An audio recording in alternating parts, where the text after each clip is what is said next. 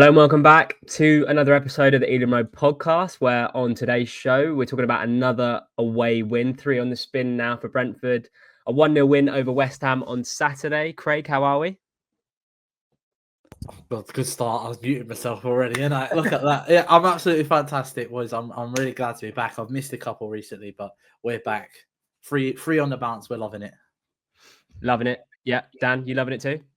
All good. I'm back in the light this week because we're to celebrate the 3 points.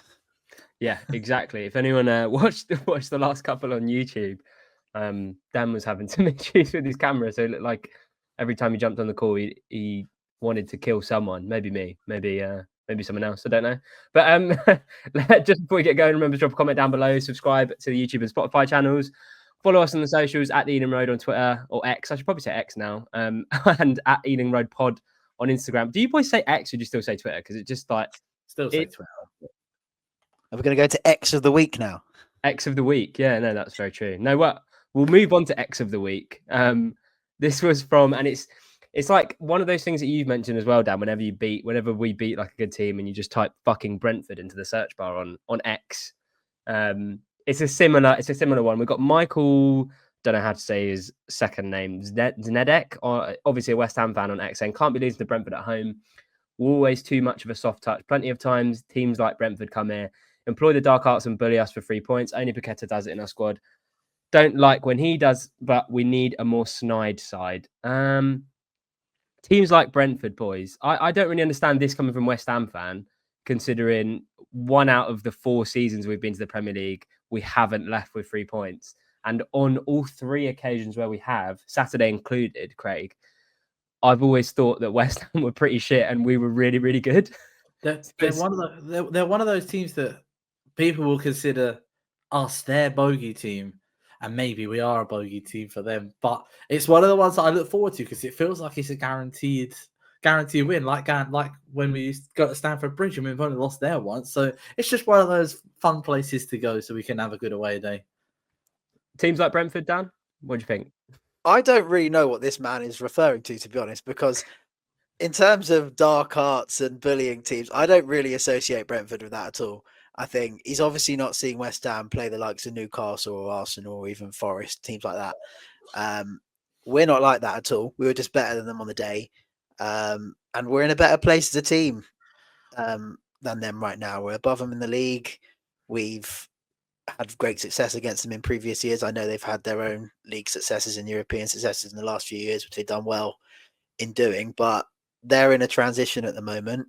They're trying to play a very different style under a very different manager, and they don't seem to have taken to it very well, judging by this weekend. So I don't really know why certain fans of certain clubs, and we had this in the Championship as well when we first went up into the Championship, they consider their club as above ours, and that will never change. But there's plenty of Premier League teams now. You look at the likes of Bournemouth as well, who are arguably overachieving, or are they? Are they just that good now? And I think, given that we're about to go into our 5th Premier League season, I think we can safely say there's no reason that we should be looked down upon as a team that everyone should be beating, because we give everyone a good game. And this guy, I don't know if he's been attending the London Stadium the last 3 or 4 years, but as we've mentioned, we've had he probably can't see. He probably sits right at the back. You can't see anything on the pitch. It's too far away. But yeah, given our record there, it wouldn't be the first time maybe that he's seen Brentford turn his team over. I was really surprised about how poor West Ham were, and we'll probably get into it in the rest of the episode.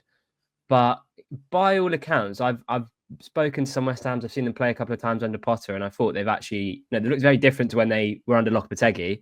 Obviously, very different styles. But on Saturday, especially in the first half, and to a large extent the second half as well, bar that Kudus attempt, Craig, they were very, very average. Like not, and I know what to say, like Southampton level, because we just kind of steamrolled them completely. Yeah. But the scoreline could have been close to that had VAR not been involved, or had we been a little bit more clinical in terms of those chances for Sharda and Wissa and Mbumo. It could have been like that, genuinely, and there was no response from West Ham. I mean, it could have been like that at half time, let alone at the end of the game. I mean, yeah, VAR doesn't get involved. There's 3 goals plus Brian had a handful of chances himself in the first half, and then it felt like it could have been so much more, and they just seem a bit toothless, like they're lacking a bit of bite or a bit of venom in the side at the moment.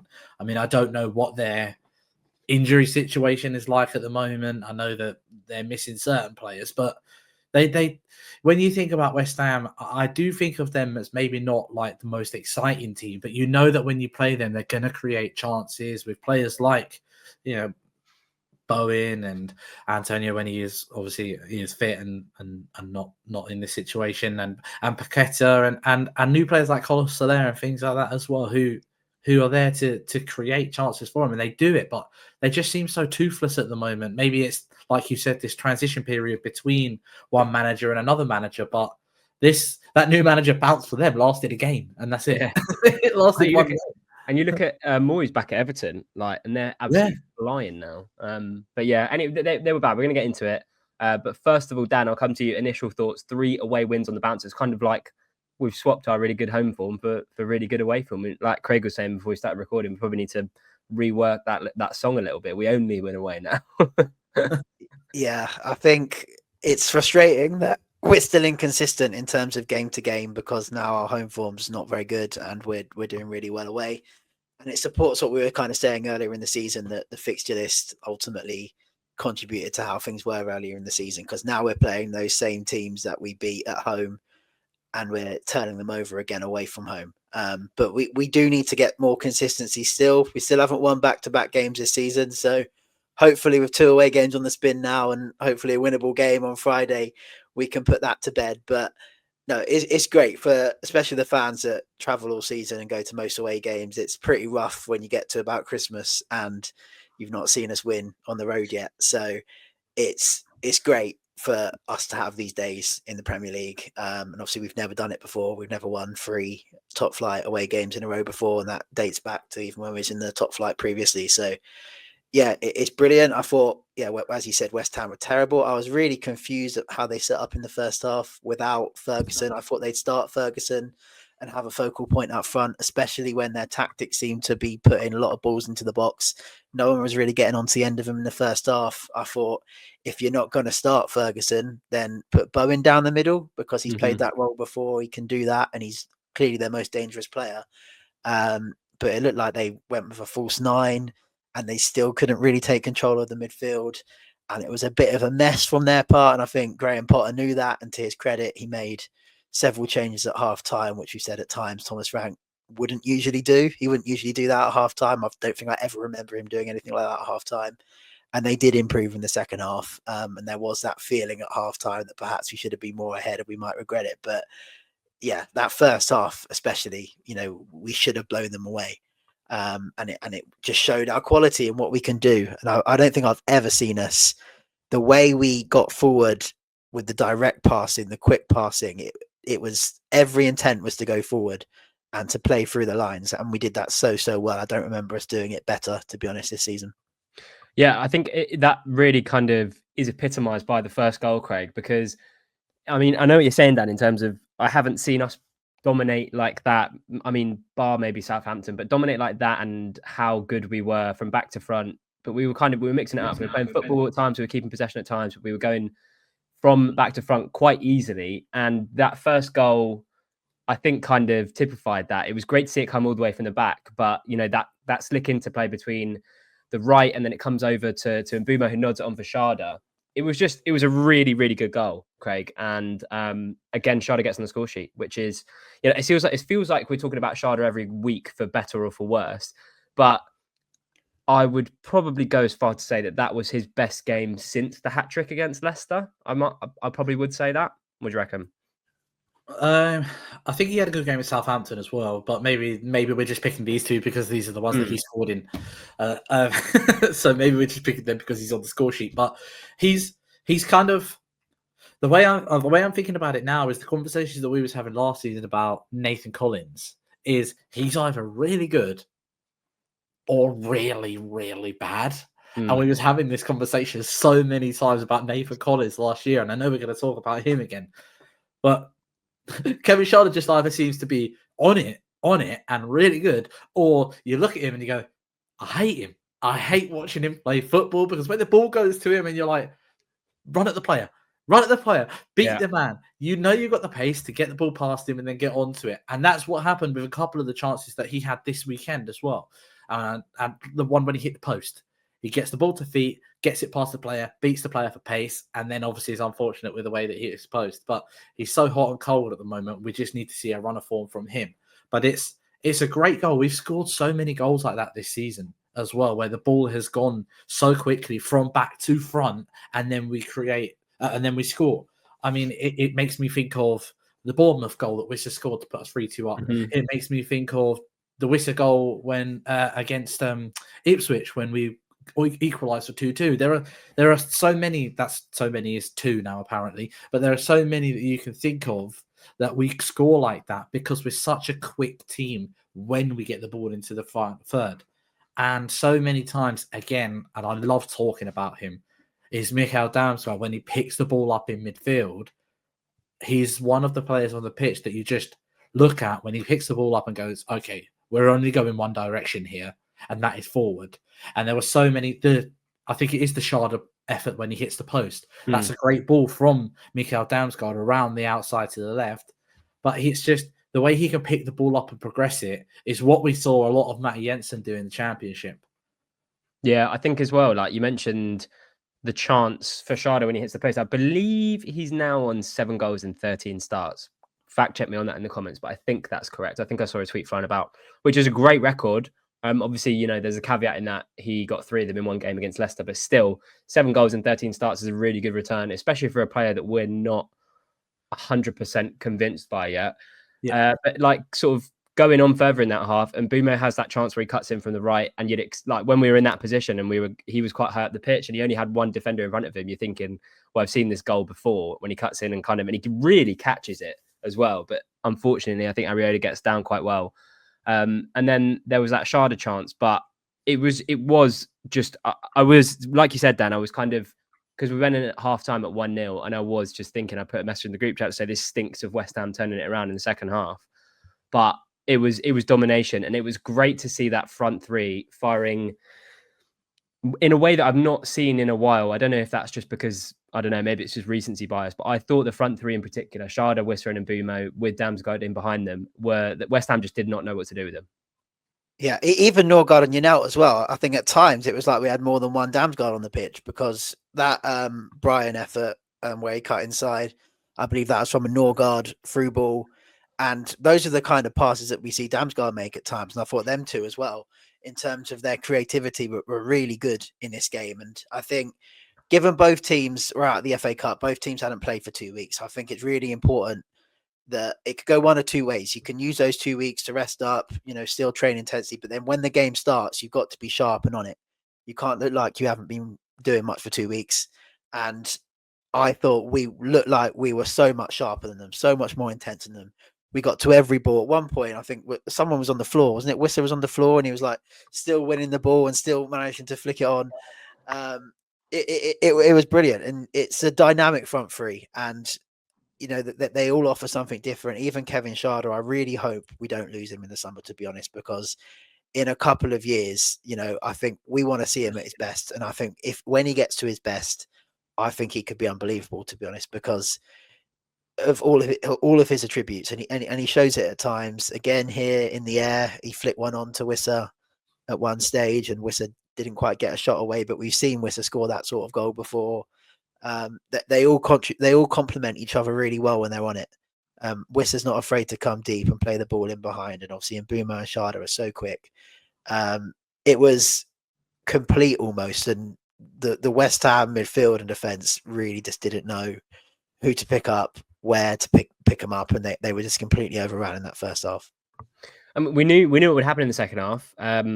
Potter changed things, and they came out, and it was like the first 5 minutes it was West Ham pressure, and they had that Kudus chance, and after that you're kind of thinking, okay, here we go, now we're in a proper game, and we're going to kind of rue those missed chances that we made. But Craig, the defending on show, to restrict them really to only that Kudus chance where he has that effort from just outside the 6-yard box, which he should score, But to restrict them to just that, despite West Ham having more possession, despite them passing the ball with a little bit more zip in the second half, was super, super impressive. And not to get onto players I think the rest of the pod, because basically the whole thing that we were going to talk about is how good we were at that first half. So the rest of the pod, we've got to give some love to the players. And one of those players, and we say it every single week almost, but Nathan Collins, I saw have you guys seen that compilation that's doing the rounds on Twitter of Nathan Collins' game? And I think someone quoted it saying he's quietly one of the best centre halves in the league. We've been saying that for a very, very long time. But wow, he's for me, the thing I like about him so much, Craig, is that he does everything you want your traditional defender to be in terms of getting your head on absolutely everything in a similar way to Pinnock. But he's got a little bit more time on the ball. He likes to make those line breaking passes a bit more and fire the ball into the creative midfielders that can start off us on those attacks. And that's how we got the first goal. But I just, for the life of me, Craig, I do not know why the hell Wolves let him go. Why did they let him go? He's so good. Well, when we first bought him, and people were saying, "I can't believe you spent 22 million on Nathan Collins." That is looking like one of we talk about Vitaly Yanel coming to Brentford for £500,000, but it sounds crazy that £22 million for Nathan Collins now after the 2 seasons that we've had him for. It does not seem like we've paid enough money for him. That must just be the first instalment of 5, because that's all I can imagine is a £100 million player. but it's crazy. But as I said, like 5 minutes ago, when we was having the conversation about Nathan Collins last season, we were saying to each other, "God, he's either really good, or he's really bad." And he was so hot and cold. And when you think to last season, after how good he's been this year, after 24, 25 games, when you think back to last season and you think about that Wolves game, and you're like, that's not the same player. There is no way that Nathan Collins is this Nathan Collins of this season. I'm struggling to remember when he last had a bad game. I don't think he's had a bad game this season. I think we've said it as well, and so many people in the comments and just across X have said it as well, is if Damsgaard was not having as the season that he's having, and it could be tight come the end of the season, Nathan Collins would be our player of the season quite comfortably as well. But because Damsgaard's having the season that he is, winning 4 player of the months in a row, he's being overlooked almost again by other fans, like that person on there said, he's quietly one of the best defenders in the Premier League this year, and it's so true. But one thing that's maybe it was luck, maybe it is sometimes you need a bit of luck in football, is that touch that he gets, as small as it is for the kudos chance. I noticed that. As small as that touch is, all it does is it lifts the ball, which is when it bounces and he hits it underneath the ball, and obviously then it's rising. That little touch is so important, and sometimes it's the smallest of things, as Thomas Frank says, that it's fine margins. It's fine margins. So, but yeah, unbelievable. Bit of Nathan Collins love, Dan, loving. Yeah, definitely. I mean, I do think I can't see Damsgaard not winning player of the season this season. I think that's pretty much done. But yeah, I think last season, for example, there wasn't a particular standout player. I think if Collins played like this last season, he would have won it. And he is just so consistent now. He is so young for a centre-back still as well. His value to us is so much. And the fact that we've got him in the team, I'm assuming he's on a long contract. He's not been here for too long. He must be worth, at least about 60 million now, just based on his performances this season, his age profile, how good he is on the ball. Go on. Is he worth more to us than what Brian and Bumo is? Given the contract situation, you have to say yes, I guess. I think it's difficult because they're very different players. They're both quite young. I think. Who would you rather right now in this situation? Maybe this is the question for the comments and people to think about as well. Who would you rather lose out of the Brentford team right now? Now, I don't wish anyone to go anywhere in the summer, I'm not even going to talk about people not being able to play for different reasons, as we've had our own problems last season. But if one person had to be taken out of the team tomorrow, and you could only choose between Nathan Collins and Brian Bumo, which player do you take out of our team? I think Brian's probably more difficult to replace, but that's nothing against Nathan Collins. It's just because one's a centre back, one's a right winger who's good for X amount of goals a season. I think you'd find less Bryans in the world than you will do Nathan Collins. So I would have to say Nathan Collins, but that doesn't mean that he's not important to us. He's obviously been brilliant. I just think it is easier perhaps to find another top class centre back to step in there than it would be to replace Brian.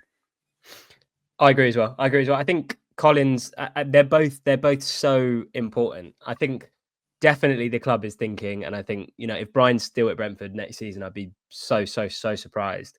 But in terms of the contract situation, Collins obviously got longer on that, and I mean in terms of the players that would come in as well, and we're going to talk about Ethan Pinnock as well because I actually thought him coming on for Sepp, and we don't know what the timeline is on that injury, but we have the cover there, I want to say, like without, obviously the drop off from a Nathan Collins to an Ethan Pinnock potentially this season or a Ben Mee is obviously quite steep.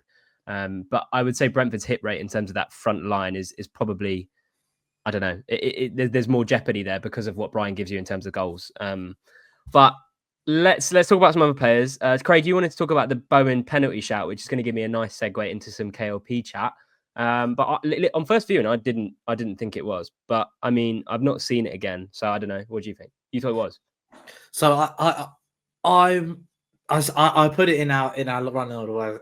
Maybe it is own club bias, because sorry, maybe it is own club bias. So I couldn't get my words out for a minute, and then because if that happens to Wisher, to Brian, to Sharda at the other end of the pitch, I am screaming for that as a penalty. Now, it might only be a tangular legs, but in that position on the pitch, moving forwards towards goal, yeah, he was a bit wider out, but there was opportunity for him to cross it. If that happens, for me, I'm screaming for that as a Brentford fan, if that happens to one of our front three.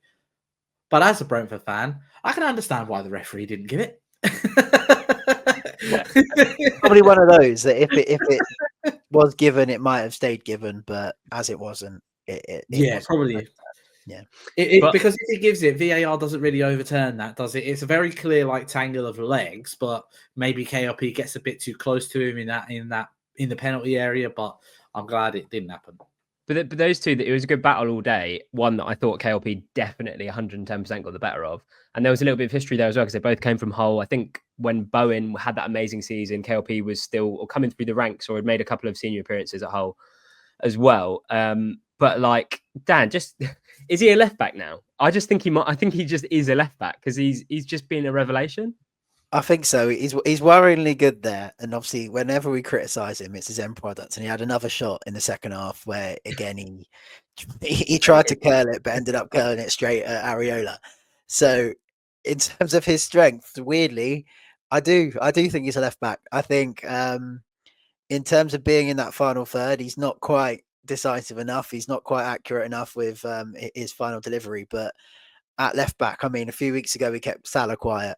Now he's kept Bowen quiet. He's faced the best of the best now, and he's managed to come out the other end flying. And in some of those games, he tends to have his best games when he's up against such good attacking threats. So yeah, it's brilliant for him. I mean, he was struggling to really be a regular in the side as a left winger. If he was still a left winger, you could imagine him being in and out with Kevin Sharda. And obviously there's some games where we only really play Brian and Wissa and we don't play a third attacker as well. So credit to him for finding a spot in the side, making it his own. And I genuinely think even if Rico Henry comes back fit and firing, he's got a bit of a fight on his hands from Keane Lewis-Potter. He's not going to give up that position without a fight. And right now, even if you gave me a fully fit Rico Henry, and if you ask me, does KLP deserve to come out of the team? I'm not really sure he does, to be honest. So it's a credit to him. And I'm now kind of wondering, this time last season when we was all panicking about the lack of a left back until Reguilon came in anyway, how did we not arrive at this solution earlier? Because this season it's not really felt like in recent weeks that we just got a massive gaping hole at left back, and that's every credit to him. And he seems to be happy to play there. Not like Sergi Canos a few years ago, who didn't really like it. He didn't really like it, the old wing back position, did he? But yeah, Keane Lewis-Potter seems to be happy to help the team. He seems to have a good relationship with Nathan Collins in particular as well in that back line. So, yeah, it's all looking really good. And it's just a shame for him that a few other English left backs have popped up around the Premier League at the same time. Otherwise, he could be another one for a shout for that England squad. Well, I think when he did his contract extension, Brentford put a video out, you know, when they do the interview with the players, and the interviewer asked him, "Are you thinking about England?" And I was like, "Oh, that's a bit of a strange question. I don't think anyone had ever kind of thought about that yet." But honestly, I don't think it's a crazy shout with how well he's been playing. But I think he said in that video, "No, it's not something on my immediate radar in terms of goals for this season or whatever." And you know, he's not really playing as a left wing back, where he has done for Brentford, but obviously Tuchel, that's where he would be playing. But I mean, if there is a left back that's going to show promise going up and down, then it is him. But definitely when Rico Henry is back, whenever that is, because we still don't know. I don't know if we're going to see Rico Henry again. Aaron Hickey's back on the grass, that thing that they say. But who knows if we'll see those two again. But I think another player that caught my eye as well, Craig. And I have, and Dan has, and I know we all have really criticised Yano in terms of not having what we need in terms of that three going forward. Like we've talked about it so much. I don't think we need Norgard and Yano together. But credit to Yano. I think he is in the midst of a bit of a purple patch, because I thought again on Saturday, Craig, he was very, very good. He's, you know, we've always said that he's a 7 out of 10 every week, but I think in the last few weeks in particular, I think he's been standout, bar that mistake against Tottenham for the own goal. But he has been really, really good, I've thought.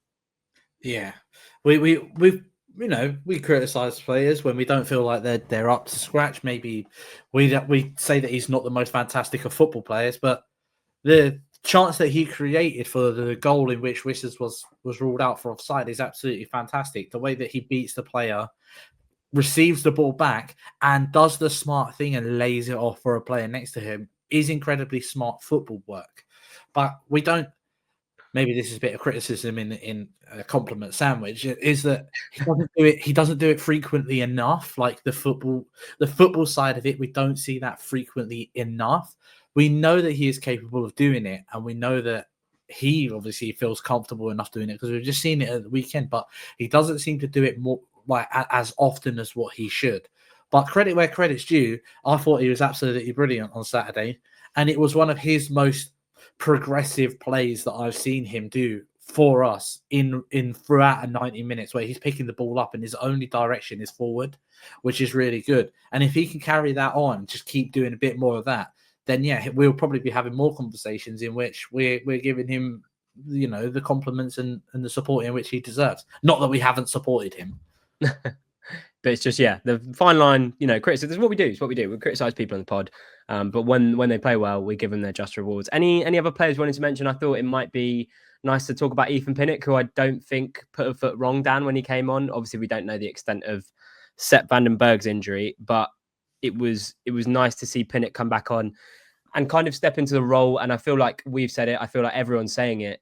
Even when Pinnock is fit now, I feel like a lot of people quite liked that partnership that Collins and Vandenberg have built together. But regardless, if Sepp is out, then it was nice to see Ethan back on the pitch, Dan, doing what he does best. Yeah, and it's nice to see us have a little bit of depth back now. I think if you look at that bench at the weekend, you're starting to see a lot more senior players coming back, and hopefully there's a few to follow in the next month or so. But with Pinnock, yeah, I mean, I expect him to fit back in seamlessly. I like the idea of having a left footer and a right footer in that back two, which is what Pinnock and Collins offer you. Although we also criticised Pinnock at times earlier this season, he was our player of the year last season. He's not become a bad player overnight. He maybe has struggled to adapt to our new style of play slightly this season, but you know, he's still a good player. He's a experienced Premier League centre back now. I didn't feel too worried when I knew he had to come on for Vandenberg. Obviously, I was concerned for Vandenberg. He got a little ride around the pitch on that buggy. I don't know if you saw that. They bring out a little golf buggy for him, and which is quite fun. But yeah, I trust Pinnock to come in and be solid defensively. Defensively, I'm not too worried about him. It's just maybe sometimes playing out from the back. I don't think he has an eye for a pass, perhaps like Nathan Collins does. But he's an experienced Premier League defender. I expect him to be able to come in, and if he's needed over the next few weeks, I don't expect our performances to drop massively because he's come in there. Yeah. Anything else that we wanted to talk about from the West Ham game before we do a quick Leicester preview? I just thought it was a good day. It should have been more. The only thing that I think from West Ham is that I'm a little bit gutted. It was for people that didn't watch the game, they might think that we squeaked past West Ham and that we held on for a 1-0 win. But especially in that first half showing, could have been 3, could have been 4. And that was the only thing that griped me a little bit.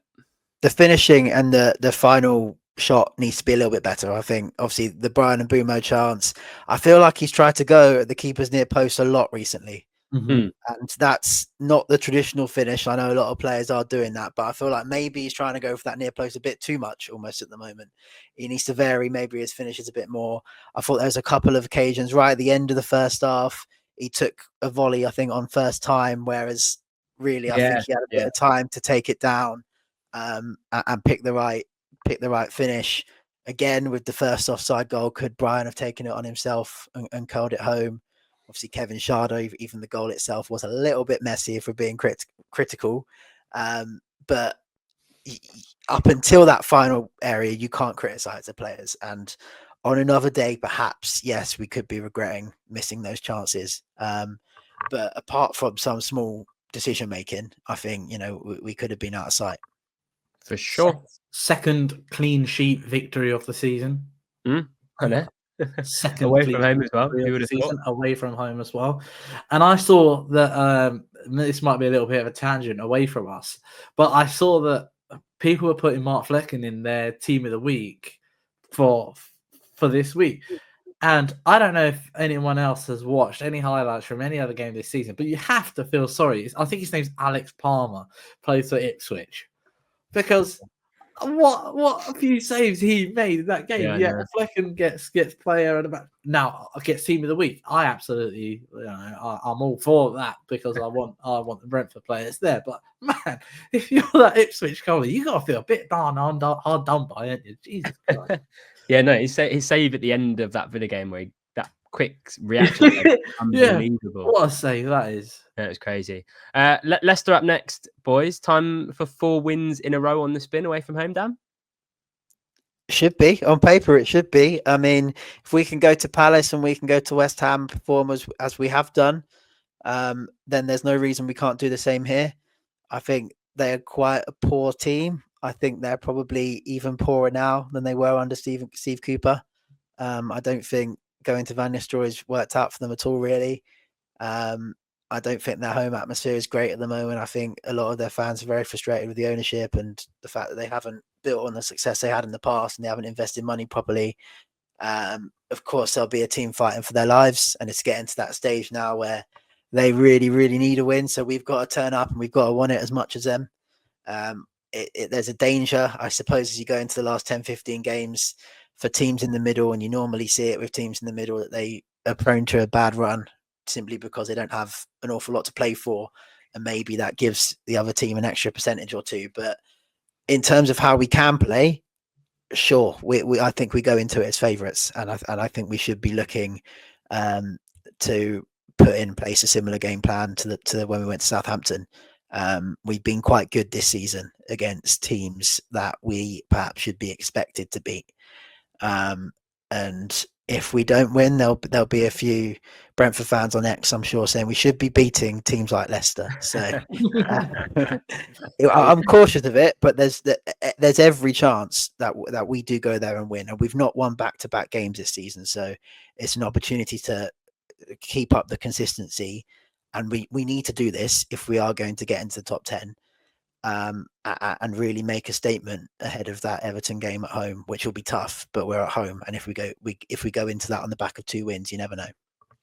Craig, how you feeling ahead of it, mate? Yeah, I agree with everything that Dan's just said there. I do feel like Leicester signed or appointed Ruud van Nistelrooy based on like 2 or 3 games that he had with Man United in a spell in which they weren't fantastic because they beat Leicester twice, didn't they? Yeah. in that 3-game period. I mean, you look at coaches like Frank Lampard, who came into the Premier League, probably didn't see as much success with Everton as he wanted to. So he's dropped into the Championship and is having the experience and the success with Coventry, which is good for a new coach. But the fact that they hired Rude on what does feel like a couple of good games for Man United seems like a very strange decision, and it doesn't seem to be paying off for them at the moment. I watched the highlights for their game against Arsenal, and that was an Arsenal team that didn't have a striker at all for that game. And people were saying that Leicester actually did quite well. And from everything that I've seen of it, I don't think Leicester did very well. I just think that Arsenal was so toothless in that game because they didn't have a striker that they made Leicester look better than what they actually were. We've got an opportunity, a huge opportunity to go there, get 4 wins on the bounce away from home for the first time, obviously ever, because 3 times was. And, as Dan likes to say, Europe's back on, man. I've not said that in a long time. I think it's very much a long shot. I have done for a while now. I think we just haven't shown the consistency, but this is our chance to prove me wrong and show some consistency. Our fixtures do get harder again after the next couple, so this is the time. And it was the time when we played Spurs as well. We didn't take that opportunity, so this is the time to go on a run, and that's what we need to do if we are to have any chances of that top 8, because we are 4 or 5 points behind. We need to at some point bridge that gap and then try and stay in those places. For sure. Europe could be back on, Dan. Listen, I'm over the odds. It could well be. If we beat Leicester, I'm screaming it from the hilltops. We've still got looking at the fixtures, we've still got to play, Brighton at home. Have we still got to play Brighton at home? Yeah, we've still got to play Brighton at home, Villa at home, Fulham at home. Now, obviously, this is not helpful for us at the moment because we can't bloody win at home.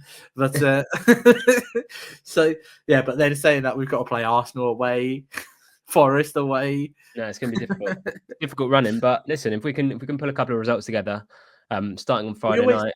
We always do that, don't we? Towards the end of the season, we always put a run together towards the end of the season. Look at the last few years where didn't we win like or went like 10 games unbeaten or something towards the end of last season, something silly like that, where we was just drawing and picking up a few points here and there as well. We do it towards the end of every season. We go on a run where we pick up points, and crazier things have happened in football. Who knows?